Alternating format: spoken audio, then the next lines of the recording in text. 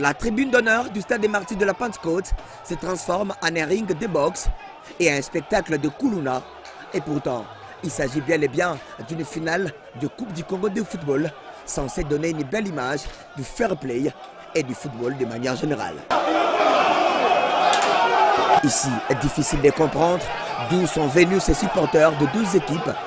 Daring et Sangabalende est une finale censée se jouer à huis clos, mais d'où sont venus tous ces badauds? La raison est trouvée vite. Apparemment, l'organisateur et la sécurité de ce match ont failli à leur mission. Conséquence, les mesures du chef de l'État dans la lutte contre la pandémie à coronavirus sont complètement foulées aux pieds. Il est 16h53 lorsque la bagarre éclate entre Immaculée de Kinshasa et San de Bujimaï, alors que le score est pourtant des 0 partout. Cette bagarre a tout de suite des conséquences. Le match est interrompu pendant plus de 3 heures avant de reprendre. Cette manière, au sol, a reçu un coup et il est abandonné à son triste sort, à la grande désolation des spectateurs. Quelques minutes plus tard, un supporter de Sangabalende sera pris au piège. À son tour, il est même cloué et amené, transporté comme une marchandise au vu au sud de la police.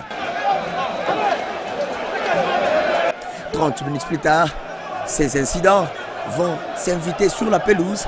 Les joueurs entre eux se battent, s'illustrent par des actes inhumains.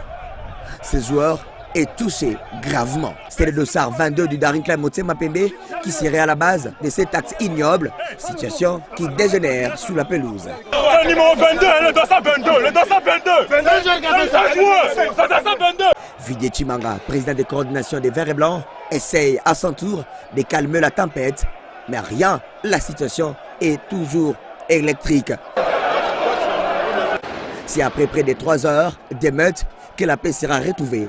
Quelle image, dommage pour la RDC, déjà que le stade des Martyrs de la Pentecôte est sous une suspension de la Confédération africaine de football.